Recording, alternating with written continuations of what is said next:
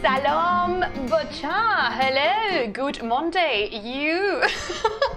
Hoş omadid. Welcome to the stream of Las Plumas de Simón. My name is Plumas and I'm gonna be the host for our reading session today because, yeah, the Shāh-nāmeh is in the house today. How are you? How was your weekend? I hope you had a very nice and fruitful weekend, a restful one, because it's been great. It's raining cats and dogs here, as they did say in the Brit. Hello, Wisdom. Hello, Nasiras. Hello, Letty. How are you guys? Oh, missed you. I missed you and I saw you. Some of you I saw yesterday. I saw yesterday. But yeah, tell me. Let me know, how was your weekend? I don't know if you did you catch our session, our live session on the Hi Nightingale? How much we have missed that book. I mean, I don't know if you managed to join the live vision. I forgot to speak in English. That is okay, don't worry. I don't know if you saw on Saturday at our Plumas Royalty, we watched Feathers of Fire, which is a puppet show. It's a shadow puppet show by Hamid Rahmanian that tells, in fact, the story that we are covering right now in the Shāh-nāmeh, which is the story of Zal, the story of Rudabeh and Simurgh. And that was lovely. I enjoyed it. Letty, thank you so much for your sub. Oh, this is the first time you subscribe. Thank you so much. Oh, welcome to the subscriber club. Thank you, Alba-chat. You helped me greatly with your subscriptions. I very much appreciate. And what was I saying? Oh yeah, the Shadow Puppet show. The thing is, I paid to watch that, and due to I didn't know. Hello, Kayumars. How are you? Oh. Always an honor to have a king attending my live streams, but as you know, because of copyright reasons, I was allowed to watch it, but I am not going to be allowed to highlight that stream. So if you want to watch it and see my comments on it, go watch it right now, because after 15 days, it's going to be gone, like forever. It's going to be gone unless you want to watch it. If you want to rent it yourselves, it's on Vimeo, available, I think. And yeah, that's pretty much it. I really liked it. I felt it was the perfect adaptation for it. It's a little bit, it was a little bit modified because it was for younger audiences. And yeah, I rotate my free subscriptions among all the streamers I love. This is the first time for you. Oh, thank you. And you see, look at the tiny feather. Look at your golden feather, the best of them all. Oh, it looks so cute on you. And what was I saying? Oh yeah, about the Feathers of Fire. I really liked it. I really liked it. It was, I don't know, it was so exciting because for me, this is my favorite story. The arc of Zal is my favorite from the Shāh-nāmeh. So, oh God, you guys are discussing the Shāh-nāmeh. Yes, Sandwich, we are doing. I don't know if this is the first time you come, but we are reading it actually. We are doing live reading sessions of the Shāh-nāmeh, and I take the opportunity to explain a little bit more on it, and it's really fun. It's one of my favorite sections here on Twitch, and I love storytelling. I really like telling histories, although I never would be able to do it as they do in Tehran. In Iran, I don't know if you know this, but there's live performances of the Shāh-nāmeh, and on the golden feather, the most beautiful one despite the purple. Except for the purple, you mean. It's beautiful, it's really cute. So yeah, in Iran, they do live performances of the Shāh-nāmeh by professional people that are trained to recite the Shāh-nāmeh live. I was very unhappy when I went there and I couldn't catch a single show, because it's one of those things I would have loved to see in Tehran. But that only means I'm gonna come back, and for sure I'm gonna see one of those, because oh God, it's something else, definitely.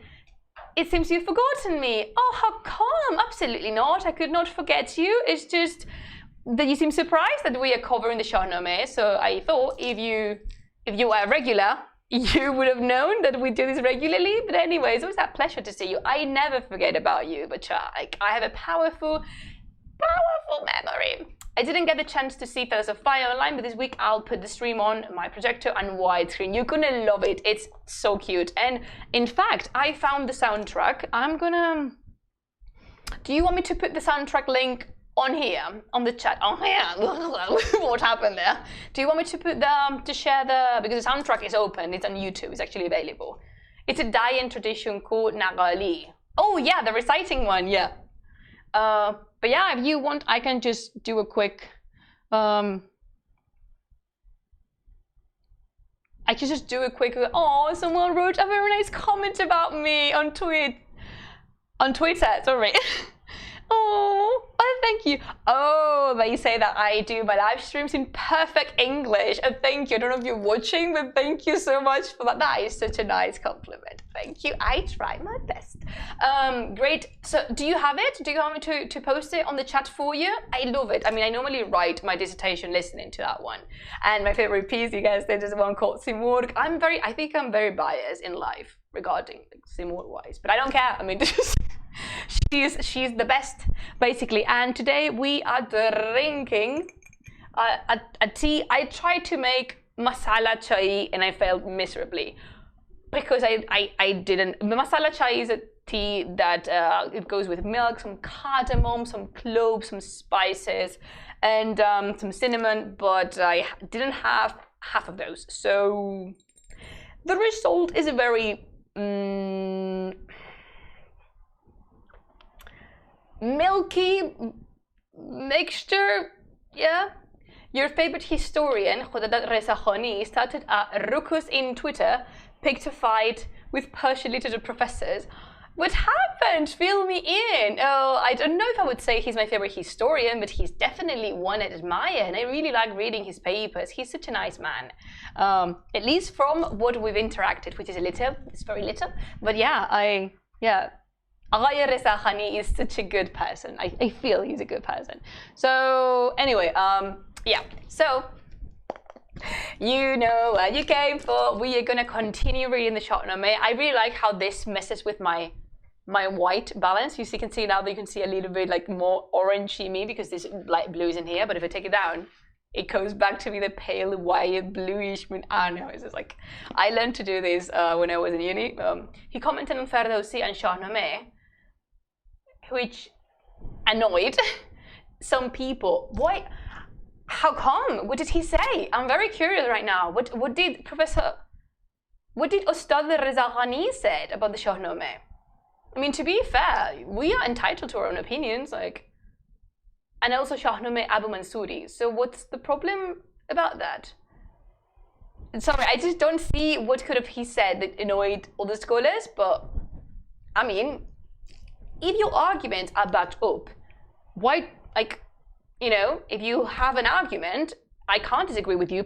Of course I can't disagree with you, but you have your argument, I have mine. Why can't we be friends? You left a little bit of book between the bookmarks. I know, but actually you can see which is the part I worked the most. This is because all my posters are green, okay? Which is the mythical part. Like this first part. In the historical part, I have not worked, not that much. But I have, yeah. I don't know, to honest to God, but I don't know how many times I've read this book, like entirely. Some of the parts I read more than once, but yeah. Some parts I only read once, actually. So we're gonna start with our reading. Did you remember where we left? Actually, I didn't. I had to play my own live stream to check because again I couldn't find this one, but I did now. Oh, my beautiful Shirazi. This is actually from Iran. This is an original one, handmade from Shiraz, and good friends of mine gifted this to me, so thank you so much, Mucha. Don't know if they're seeing me, but yeah, I'm sending you love to Shiraz. And so yeah, basically we were reading the story about Zol and Rudabeh and their forbidden love. But the thing is, Zol writes a letter to his father, Sam, to ask him for blessings upon his marriage with Rudabeh, which is the girl he fell in love with and the girl he intends to marry. The thing is that Rudabeh descends from the Serpent King. How can I post a link here? So you have to whisper the link to one of my moderators. I think the only one available is Ross. No soy Ross, are you there? I've just had a very ridiculous urge to see a streaming where you show all the design on your bookmarks. It will be a very short one, Letty, because this one is the most beautiful that I have. But it's green and you cannot see it. I'm gonna post this on Twitter. Like I'm gonna show you this properly because it's beautiful. And but yeah, as I was saying, we were reading the story of Zol, and Zol writes a letter to his father to call upon blessings on his marriage.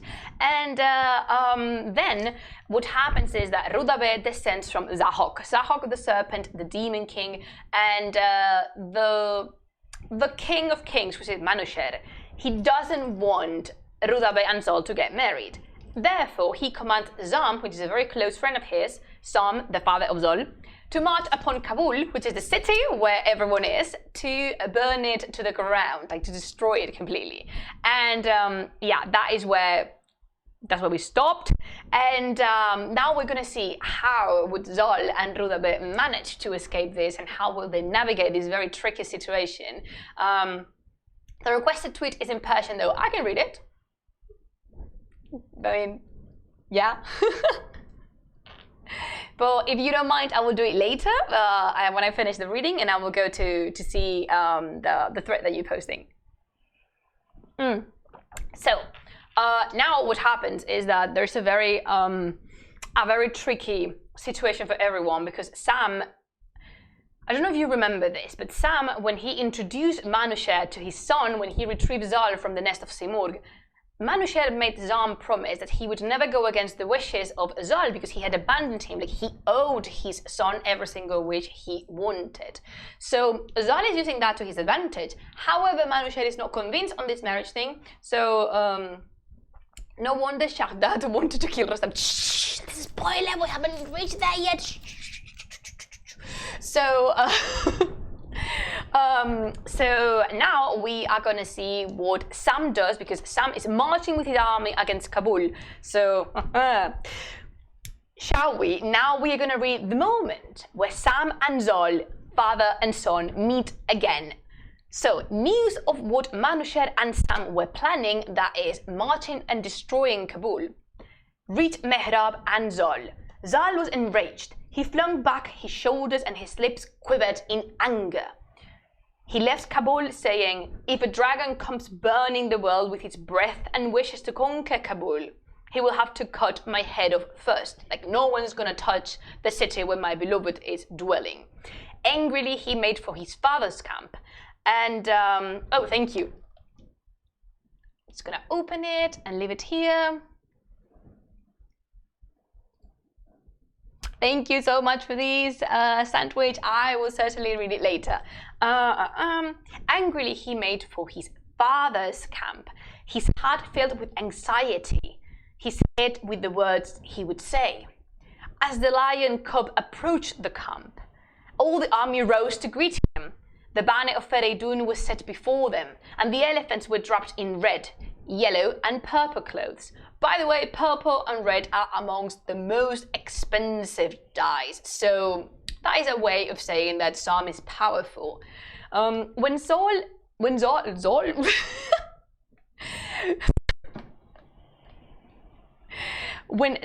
saw his father's face, he dismounted and walked forward. The chieftains on both sides dismounted, and Zal kissed the ground. His father spoke to him, and Zal remounted his charger, whose saddle glittered with gold. This is something very important, which is that even if Zal is angry, very angry at his father and at what he's doing, he knows that still he owes him some respect, because first of all, he's an elder, most importantly, and secondly, he's his father. So he still dismounts, he pays him homage, and he kisses the ground, and then he goes back. Once he's given permission to rise, he goes back up on his horse. And the chieftains came forward anxiously, saying, your father is angry with you. Apologize, don't act stubbornly, because they know that Sam is very angry that Zal has fell in love with this demon-descending girl. Zal assured them, there's no fear of that. I have blood in my veins, not dirt. My boy, I love Zal. If my father is wise, he won't bandy words with me. If he speaks angrily to me, I shall be ashamed and weep. They rode cheerfully into Sam's camp, where Sam dismounted and welcomed his son. Zal kissed the ground and began. Drop mic by Zal. Just wait for it. I mean, Zal is gonna drop a lot of microphones in this one. What's that, Letty? My internet connection is boycotting me again. I don't know if I'll be able to stay because it's stopping all the freaking time. Oh, I'm sorry. Hopefully you can sort it out. And if not, don't worry. You know, you're always welcome here. despite the circumstances. If your personal circumstances allow you to stay, you're always more than welcome. This is an open space for all of you, my lovely butcher. So, yeah, Zol kissed the ground and began his speech. He invoked God's blessings on Sam, and tears fell from his eyes. He said, "May Sam be prudent and happy, and his soul inclined towards justice. Diamonds are shattered by your sword." I really like that. The earth weeps when you ride out to battle. The word flourishes with your justice, and wisdom and prudence are your soul's foundation. Do you remember, like, normally I've said this a couple of times, but when you are addressing someone, especially someone that's above you, you wish them happiness, you wish for them a very long and healthy life, and then you invoke God's blessings upon them. And it's protocol. It's a way of starting a conversation here. It's very common in the epic, and normally the starting verses are always the same. Why is that? Because remember, the Shāh-nāmeh was meant to be listened to, like you are doing right now. You're listening to me, because this poem was not created to read it silently as we perform the act of reading nowadays. No, it was meant to be recited out loud in front of courts of large crowds, of large audiences. So these kind of repeated verses allowed the person memorize them more easily and knowing where to certain episodes came. So Zal continues, "I alone have no part in this justice of yours, even though I am your kind." I mean, I don't agree with what you're doing, Dad. "I was raised by a bird." And what a bird. "When I ate dirt. But I have no quarrel with anyone in the world. I do not know what crime I have committed, unless it is that the hero Sam is my father. Boom. Or whom I have harmed. Like, my only crime would be the son of Sam. Ah! When my mother bore me, you rejected me and had me exposed in the mountains. You gave your son over to grief, consigning me to the fire. Your quarrel is with God. Isn't he who has created the colors black and white? I have nobility, courage, and a hero's sword. And the Lord of Kabul is my friend, Mehrab, the dad of Rudabeh. He is wealthy, prudent, and just, possessed of a throne, crown, and the mace of sovereignty. I went to Kabul because you told me so. I did as you commanded, taking your place when you went to the war, and harvesting the fruit of the tree you had planted. Is this the present you bring me from Mazandaran and your wars with the Gogsaran? That you will destroy the place I have chosen to live? Is this the justice you bring me? I stand before you, now as your slave, and I deliver my body to your anger. Cut my body in two, with a saw if you wish, but do not speak to me about Kabul. I love him. So basically what he's saying, he's claiming his father, he's holding against his father everything he's done against him. First abandoning him when he was just a baby, so he was brought up with Simorg in the Cosmic Mountain, and then the best daddy for sure, abandoned and then gone for tobacco again. Yeah, never came back. So see, here we have a pattern of a person that keeps on abandoning and carries on and on and on, abandoning Zal to his own luck. And then Zal is just saying, I don't know what harm could have ever done to the world, but please do not destroy Kabul. Do whatever you wish to do with me. Cut my own body, destroy me entirely, but please do not harm the people in Kabul, because in that place there lives the woman I love. I just love him a lot. I love my favorite character. Sam listened to his son and hung his head. All that you're telling me is true. All that I did was wrong. Your mysteries gladdened the hearts of our enemies. This is his father speaking back. And now, Hatso, you've come to me here as my guest to know if I will grant these last request.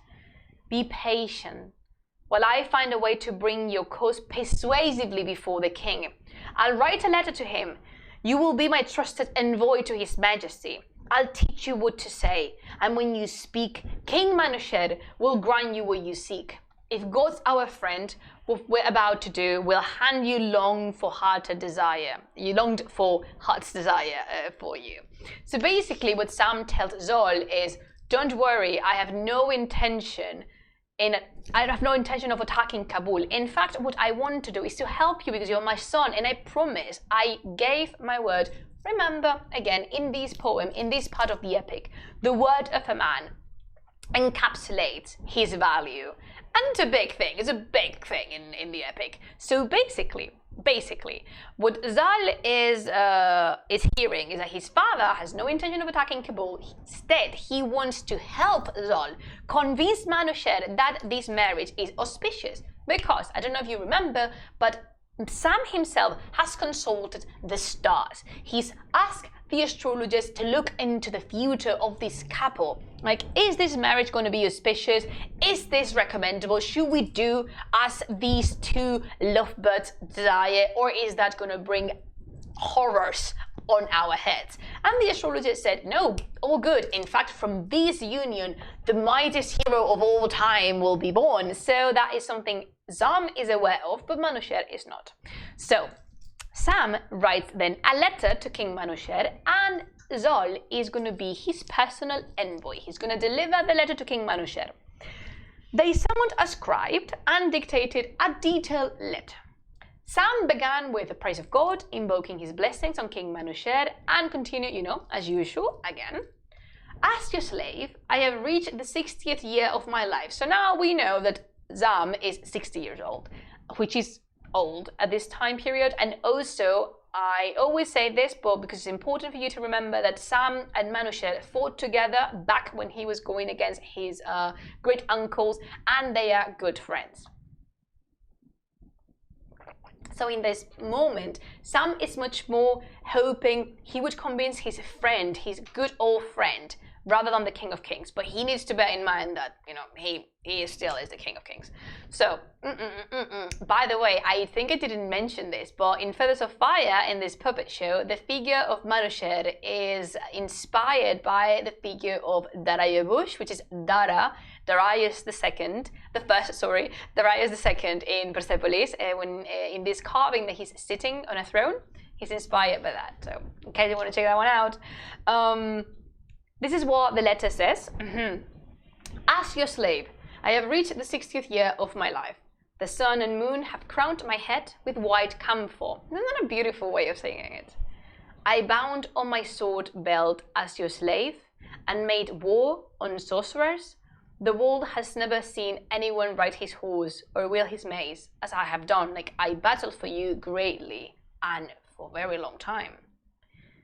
I obliterated the splendor of Basanderan's warriors, and only I was able to defeat the dragon that emerged from the river Kashaf, massive as a mountain, broad as a valley, filling the earth with the foam from its lips. See, I don't know if you remember, but sometimes I mentioned that in Iran, the dragons dwell by the rivers. This is one of them. Its spittle burned vultures' wings, its venom scorched the earth. It snatched monsters from the sea and eagles from the earth. The earth was emptied of people and flocks. Every living thing retreated before it. When I saw that no one dared oppose it, I emptied my heart of fear and bound on my sword in God's name. Seated on my massive mount, my ox-headed mace on my saddle, my bow slung over my shoulder, my shield at the ready, I attacked like a ravaging monster. Everyone who heard that I would try my mace against this dragon bade me farewell as if I went to my death. I approached and saw it. It was like a great mountain with its hair trailing on the ground. See, its hair on it. Its tongue like a black tree, its gullet breathing fire, its eyes like bowls of blood. It caught sight of me and roared and came forward in fury. So, don't know if you noticed, but he is telling the story of how he defeated the dragon. I felt there was a fire burning before me. The world swam like a sea before my eyes. Smoke rose up to the clouds. The ground trembled at his roar.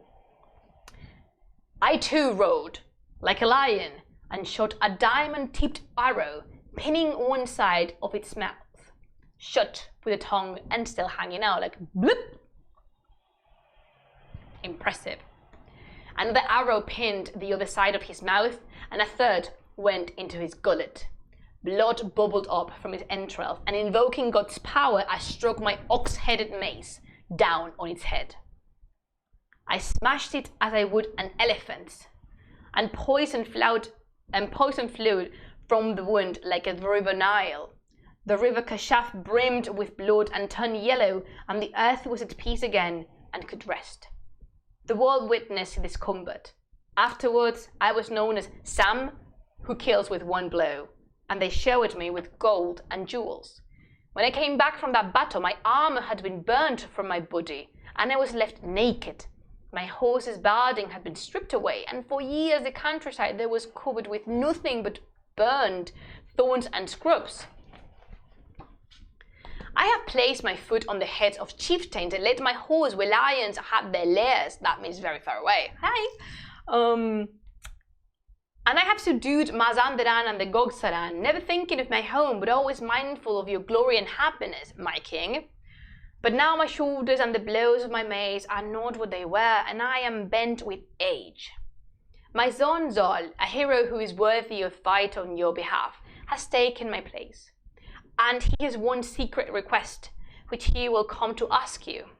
In Kabul, he has seen a beautiful young woman, as elegant as a cypress tree. You know this one already. As elegant as a cypress tree, as lovely as a rose garden, and he has become crazy in love with her. The king should not be angry with him, since anyone who sees him pities his despair. He comes before your throne with a heavy heart, and I ask that you treat him as befits a nobleman. It is not for me to teach you wisdom or how to behave. When the letter had been written, Zol took it, and the trumpets bled as he mounted his horse. So, what we have here is a tiny, like a short story, like a side story of it. And this story, Sam is using to recount everything he's done. Hi, Lucas! To account everything he's done for the King of Kings. One of the main things he did was killing a dragon, and you can see how beautifully described the battle is, and how he zipped one of the sides of the mouth of the dragon. He shut it close with a diamond-tipped arrow, then the second one, and then the third one through the mouth, so to close completely the mouth, to just not allow the dragon to move, and then with the mass, boom, one single blow, and the dragon was gone. I would love to go into detail into how beautifully he's described the dragon. But yeah, why is he doing that? Why would he bring this kind of anecdote into a letter when he's trying to convince the king to allow his son to marry? This is because this dragon killing is a big deal. I've told you this before, but in this Persian epic, a lot of heroes, a lot of them, perform great deeds, and among them is always defeating the supernatural. The supernatural is, by excellence, either the div or the dragon, but the div is like the greatest enemy, like the biggest one. I'm happy you're enjoying it, Divo Muffin.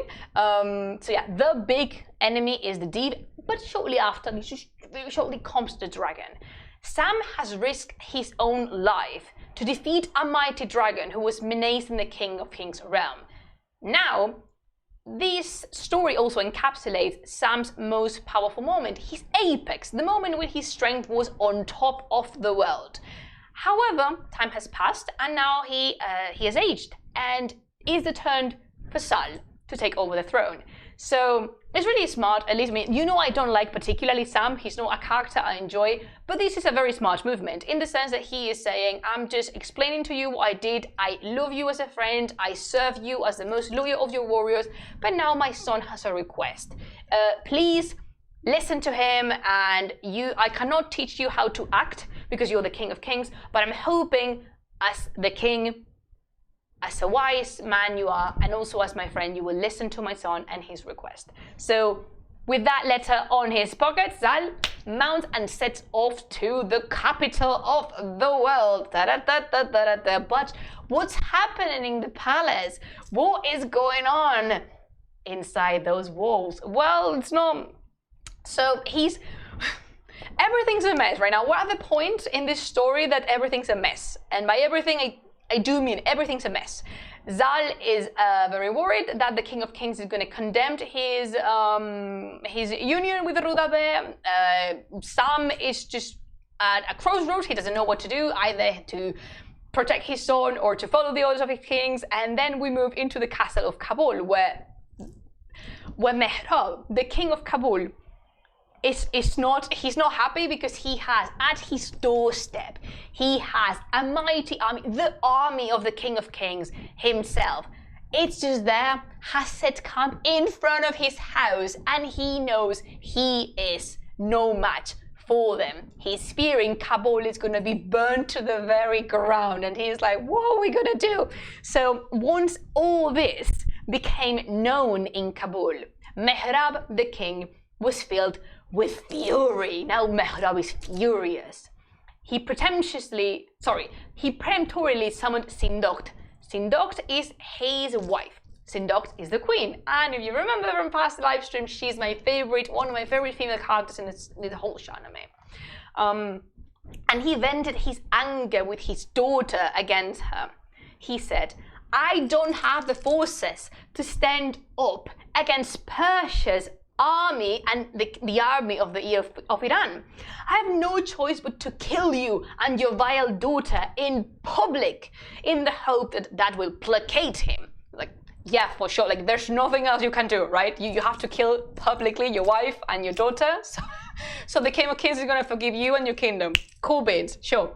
At his words, Sindocht sank down and her resourceful heart was filled with foreboding.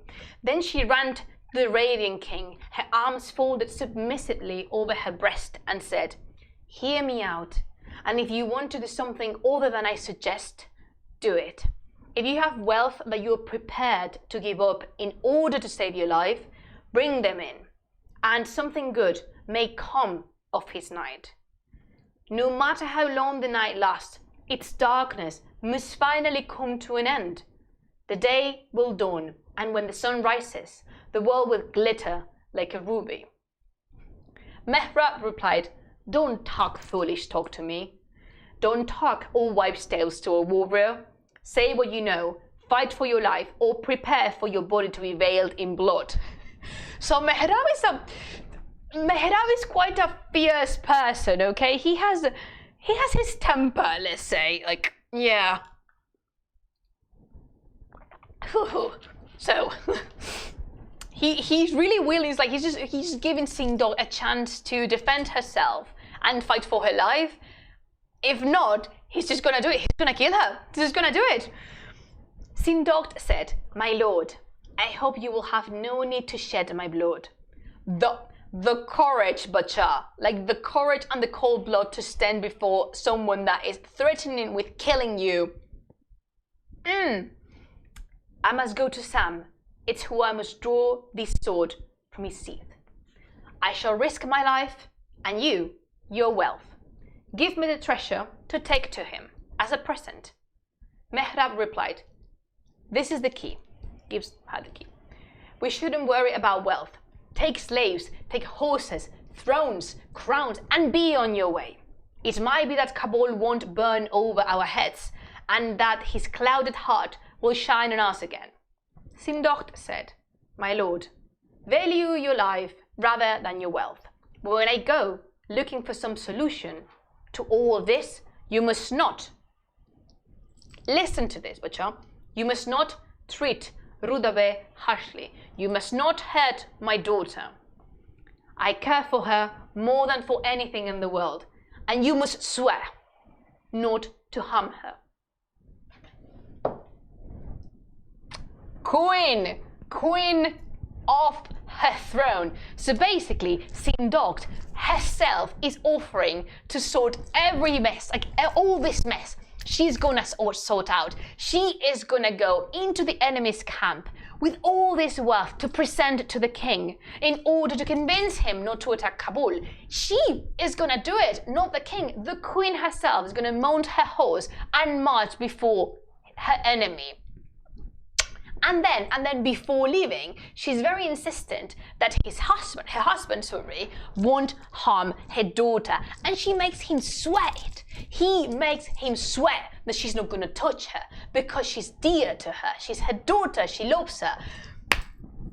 I love Sindocht like you don't have a flipping idea. The courage to do such a thing, the courage to venture into the unknown, not even knowing if this is going to resolve, because Sindocht has legit no flipping clue if her plan is going to work. But just in case something goes wrong, she wants to guarantee her daughter will survive. She won't be harmed. Dare to tell me if this is not one of the best female characters at this point that you've known from the poem. I just love her so much, so brave, so fearless. So, of course, Mehrab swears that she won't touch her. Sindocht, do what you want, but beware of slip attack, Mehrab. Exactly, she's a mama and she's a queen mama. I love Sindocht. I love her. Then, when she, when her husband has sworn to this, she prepared to set out on horseback. And this is something that's telling me, like, she knows her way around horses. She knows how to ride. I love this. She dressed herself in gold-worked brocade, sewn with pearls and precious rubies. Then she poured out 30,000 gold coins from the treasury. 30,000 gold coins! To which she added 10 horses with golden trappings, 50 slaves with golden belts, 50 silver bridles and saddles for Arab and Persian horses, 60 slaves with golden torques, each bearing a goblet, one of which was filled with rubies, another with sugar, and the rest with musk, camphor, or gold. There were 40 bolts of brocade with designs in gold and sewn in various jewels. 200 Indian swords worked in silver and gold, the blades of 30 of which had been treated with poison. 100 red-haired female camels.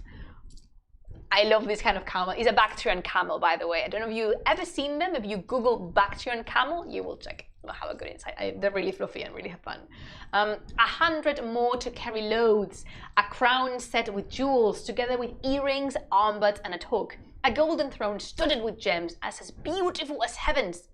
And 4 war elephants weighed down with carpets and clothes. When all these had been made ready, she quickly mounted her horse and proceeded in state to Sam's court. All of this is what Sindocht is wearing to convince Sam to not attack Kabul. All of this. Amazing. It's a lot of things. Let me just quickly check. Oh no, we're good. We're on time. What we're talking about, we're perfectly on time. So, there she goes. There she goes. I mean, this is also something very interesting because we can learn from the Shāh-nāmeh what kind of gifts. You've read of this, you've heard of this if you've been with me for all the streams, but now you know what kind of gifts are exchanged in embassies and between kings. Yes, they exchange people, they exchange slaves, brocade, they exchange animals, they exchange goblets, gems. Have I mentioned? Yeah, I mentioned textile, like the importance of textiles.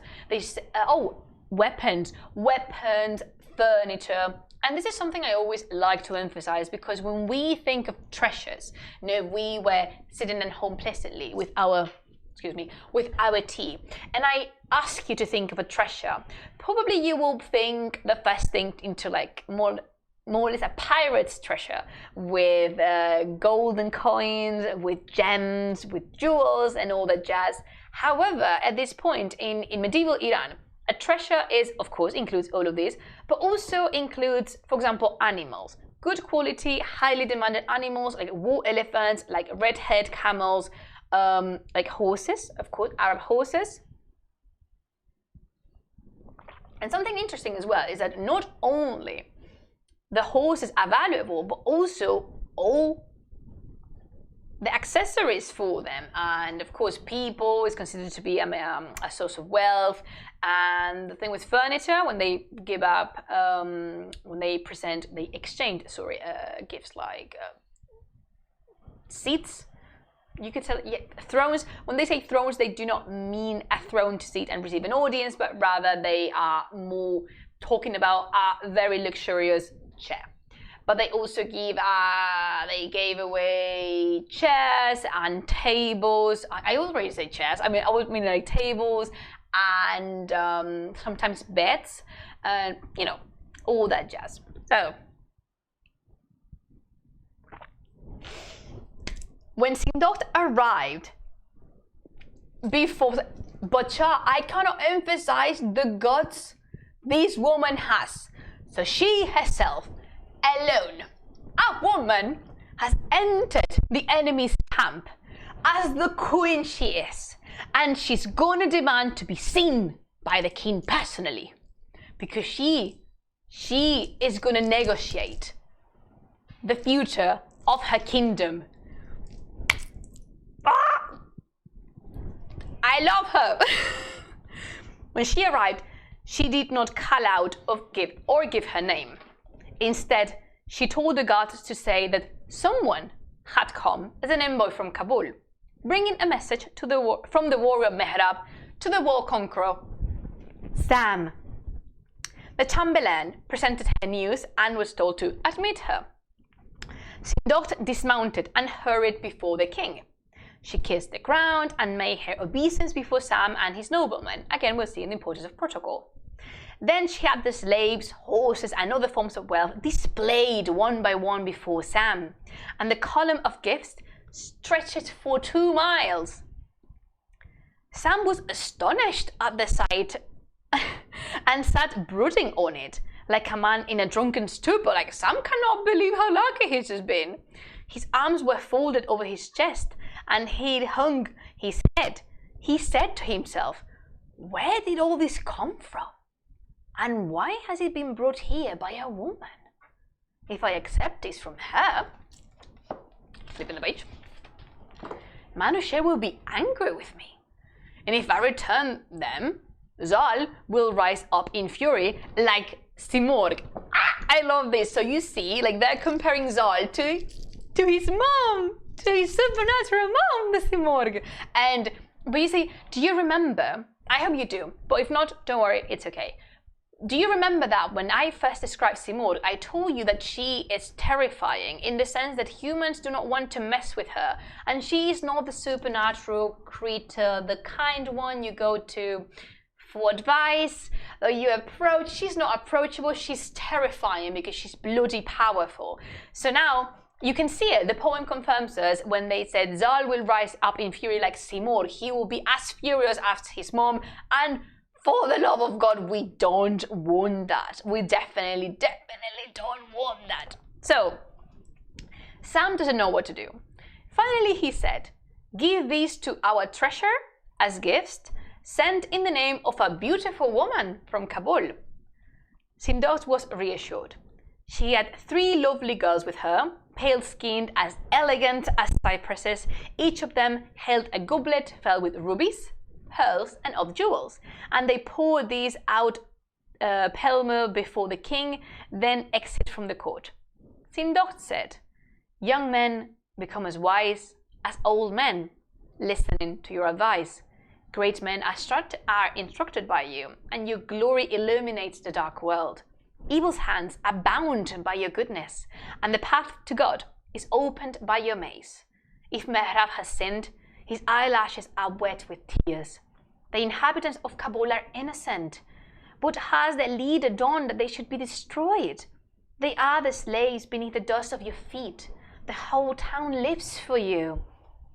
Fear the Creator of reason and might, of the evening star and of the sun.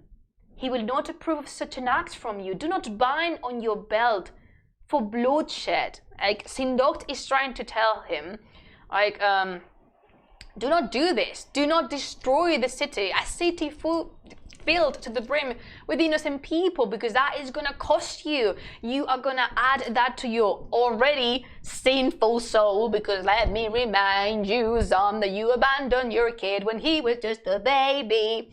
And so she's trying to call upon his good feeling, as in like his good behavior as a good Muslim and as a father. Then Sam said, answer whatever I ask you, and don't try to evade my questions. are you Mehrab's servant or his wife, whose daughter Zol has seen? Tell me about the girl's face and hair, her character and wisdom, so that I can see whether she's worthy of him. Describe her stature to me, how she looks, and her manners. Tell me everything about how she seems to you, point by point. So Sam, this is the thing. Kings can recognize each other. So Sam sees in this woman someone from the aristocracy. He sees royalty in her. And then he wants to know. He just wants to know about this girl his son is madly in love with. Sindok replied, my lord, greatest of lords, first you must swear with such solemnity that the ground will tremble at it, that no harm will come to me or to any of those I love. I own castles, palaces, treasure and slaves. When I know that I am safe here, ask me what you wish and I will answer, and to preserve my honor. Then I shall bring all the treasure hidden in Kabul to Zabolistan. So you see what she's doing. Sindok is very good at negotiating because she's guaranteeing her safety first. As in, sure, she knows that she cannot avoid the king's questions. However, she can refuse to answer them if she's not 100% sure that she's going to be safe.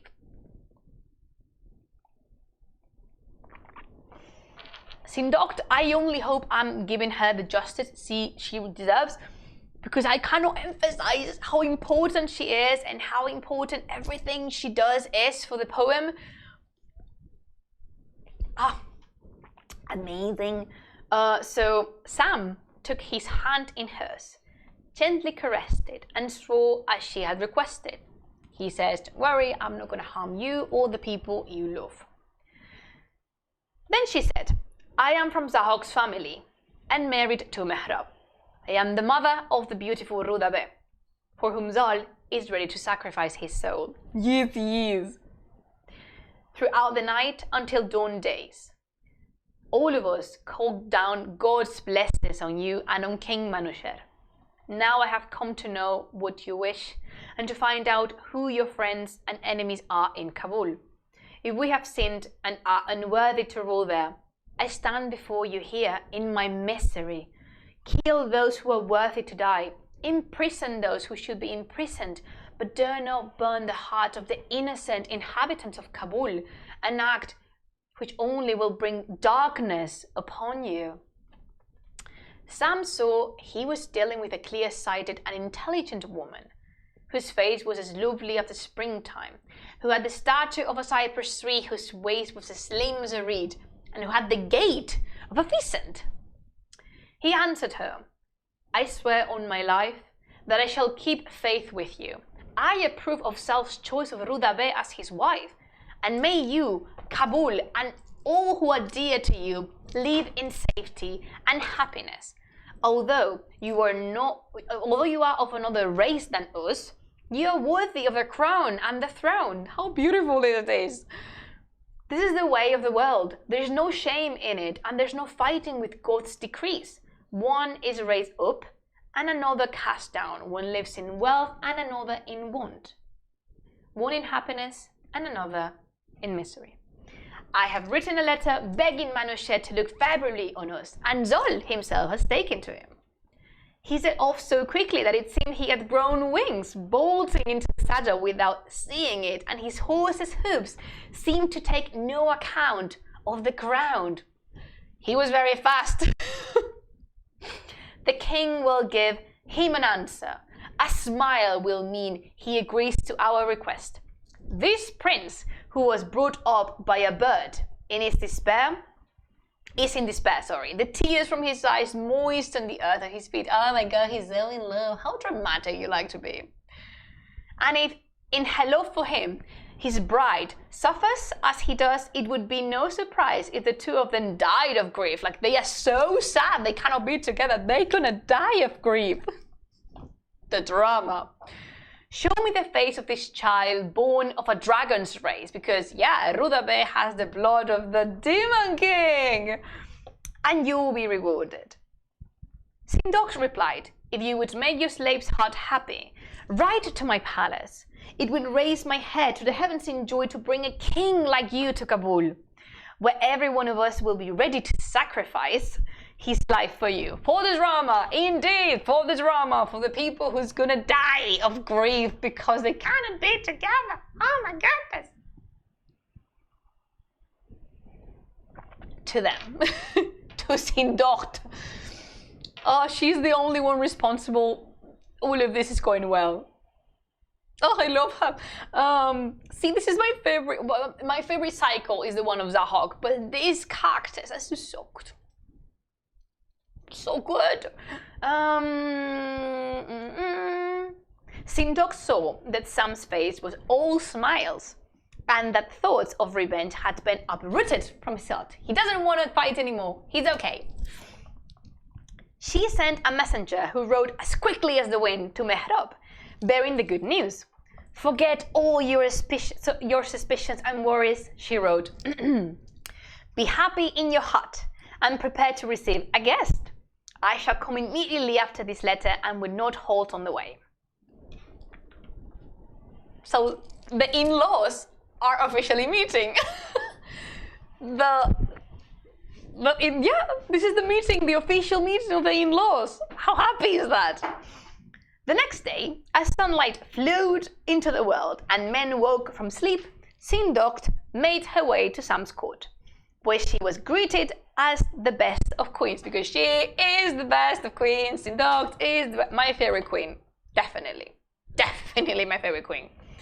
She came before Sam and made her obeisance and then spoke with him for a long time about her journey back to Kabul's king and the preparation to receive Sam there as a guest.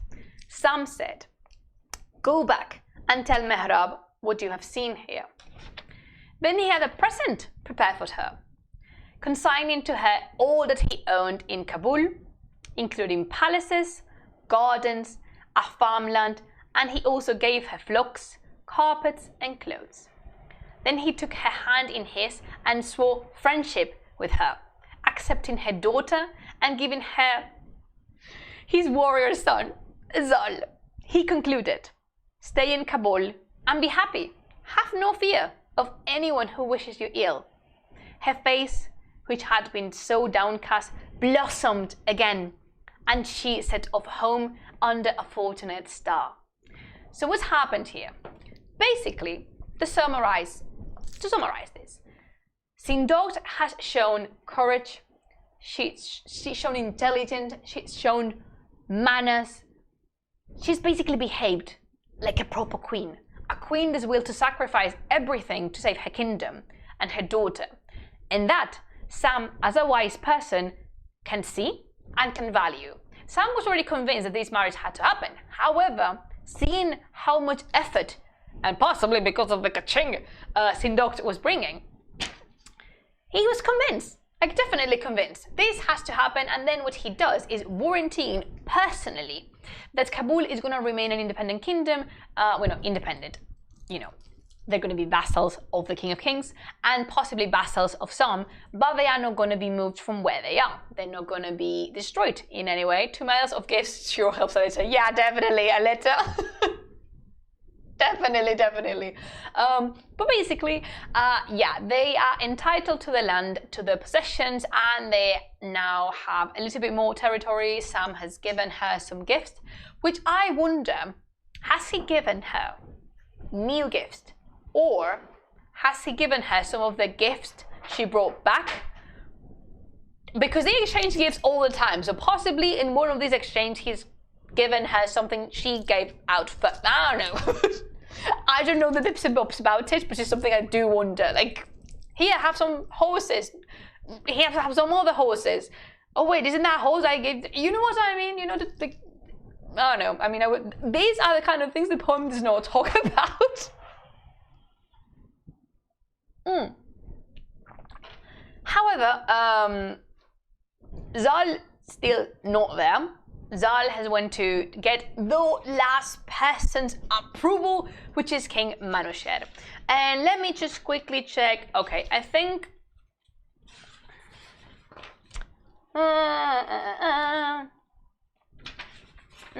there's still a while. All right, I think we're gonna. And her face, which had been so downcast, blossomed again, and she set off home under a fortunate start. And I think here is where we want to stop. I'm going to put the mark, though. Don't worry, I'm going to put the mark, I'm going to put the mark, I'm going to put the mark. So yeah, this is where we're going to stop because there's still a little bit going on. So I don't want to cut this part into, like, I want the rest to be read, all of it, and I think it's a good part to have a post on it to resume the next time. Hydrate, okay. Oh, so you learned how to use your points, didn't you, Nukas? Yay. Sorry, I'm like, yeah. Oh my God, you're so clever. You're so clever. So yeah. So something I want to emphasize a lot is that Sindocht is the best queen in the whole Book of Kings. Okay, she's what she's done, Bachar, what she just done to save her daughter. Everything from starters, confronting her very angry husband. Remember, this angry husband threatened to kill her and her daughter publicly, which is like, it's not something very nice to say to your beloved, if you know what I'm saying. That's for starters.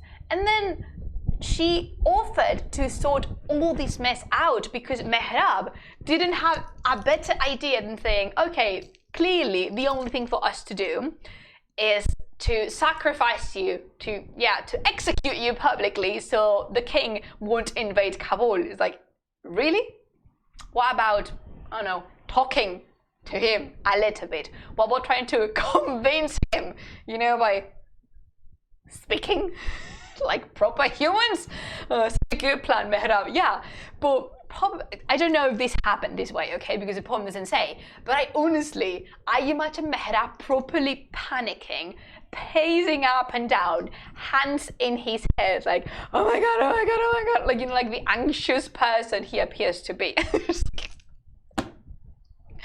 Clearly there was not all the solution. Clearly, like, it was nothing else could be done. So Sindocht confronts Mehrab when he is at the peak of his craziness and his anger.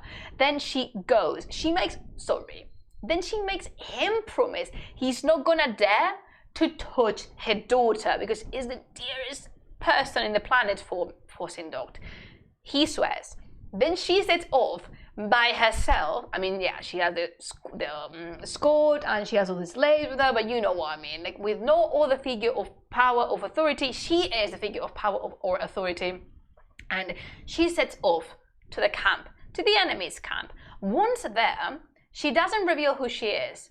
As in, she doesn't expect to be treated differently. She just wants the king to listen to her, no matter what. In order to do so, she makes the king promise he's not gonna harm her. There goes the ambulance. Meow, meow, meow, meow, meow. Bye. I don't know, honestly, I don't know what's with this street, but there's a lot of ambulances going up and down, which I don't think is a good sign, ever. But anyway, I was saying, oh yeah, that Sindocht wants to be sure that the king is not gonna hurt anyone dear to her and the people in Kabul. Then she tries to convince him in a very, how to say, wholeheartedly way that he doesn't want to stain his soul and his hands with the blood of the innocents. Because sure, the King of Kings has commanded Kabul to be destroyed, but Kabul is filled with innocent people who did nothing, literally nothing wrong. So is Sam prepared to bear, hello, Kiwi, how are you? Is Sam prepared to bear with the guilt and the burden this massive murder is going to take? Does he really want to throw that into the bag of his raising? Because remember, he's not the best person in the planet. And then she does. She convinces him and she comes back unharmed and with the warranty that her kingdom is not going to be touched and they're going to keep sovereignty upon it. Slay, queen, slay. Literally. Butcher, possibly one of my favorite female characters in the whole poem, excluding Seymour, because she's like, you know, Seymour's like on there. But Sindocht is such a powerful character. It's such a good example of a wise queen. It's just And she's very little known. How come she's so little known? For God's sake, the only reason Kabul doesn't get destroyed is because she goes to speak with the king. I know no one commanded me to, but I want to propose a toast for one of the best queens in the, if not the best queen inside the Book of Kings. So to Sindocht and to her powerful personality. Love her.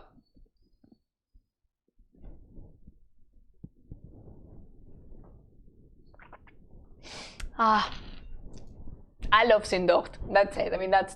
Thank you for coming to my TED Talk. That's basically it. So we're gonna stop our reading here. I hope you enjoyed it, Butcha, and I'm gonna share something with you. I know this doesn't affect you directly, but yeah, I still want to. Well, oh, sorry. I still want to tell you. I am publishing a book tomorrow. Tomorrow my book is out officially. It's in Spanish, and it's about the video game journey. I know some of you ask directly if they can read it, and it's been a thank you, Nasa Rose. I know you've asked me if you can get in English, and for now, the book is only available in Spanish. However, we are working on it. Maybe next year. Well, I don't know. I actually have no idea. But yeah, I'm very excited because this is my first book, and I'm anxious. I'm actually a little bit nervous, but yeah, just wanted to share it with you because even if you are not the Spanish-speaking audience, I always want to share these good things with you. Tomorrow at last, the book. It's because thank you so much. You are very sweet, Bacha. Thank you for your support. It's been, oh my God, it's been a ride. It's been definitely a ride. I don't know exactly how I feel, but I'm anxious, I'm happy. It's all of a, everything's a mix. Everything's a very big mix. However, this all good things must come to an end. Thank you for joining me in another reading of the Book of Kings. Thank you for staying here. I hope you enjoy it. I hope that you really liked it as much as I did.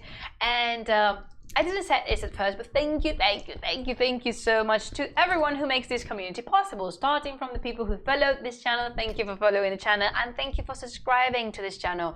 You help me greatly with this. Greatly. Also, I couldn't be here without the support of my family, my Patreon family, my patrons who buck me up every single time, and they have patience with me because I've been able to create that much stuff lately, but I still do post some things. Thank you, Noseras. If you want to consider to support me on Patreon from £2 or €2, there's so much you can do, so much. And yeah, I think that's basically it.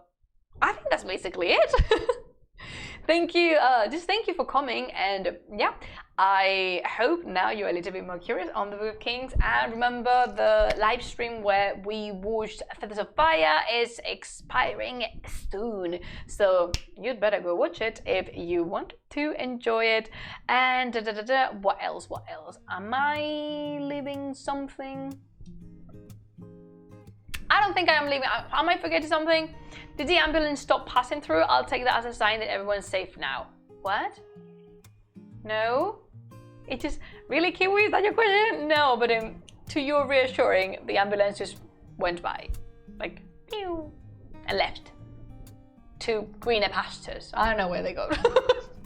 But yeah, I hope I made you feel safer and calmer now. Everything's good. Everyone's good here. Alhamdulillah. So, thank you, Bacha, for tuning in. I shall see you either on Saturday in our regular and weekly Plumas of Royalty. I actually have no idea what we're going to talk about this coming Saturday. You can always suggest things. And if not, I will see you next Monday, same time, 6 p.m. British summertime. And in the meanwhile, if you want to catch me up somewhere, you can follow the project in its social media, on Twitter and Instagram. I am regularly there. And yeah, just thank you for coming. As always, it's always great sharing one of my favorite books, because it's not my favorite, but one of my favorite books with you. And but with lights and sounds, what? Yeah, thank you so much for tuning with me, and remember to create, remember to explore, and remember to have tons of fun. Until we see each other next time, I shall say to you, Khudafis. And come on, Frank, play it again. Come on. Where's my... There is my fly me to the moon. There we go. So, yeah. Khudafis, but have a very, very lovely week. And, yeah, see you soon. Khudafis.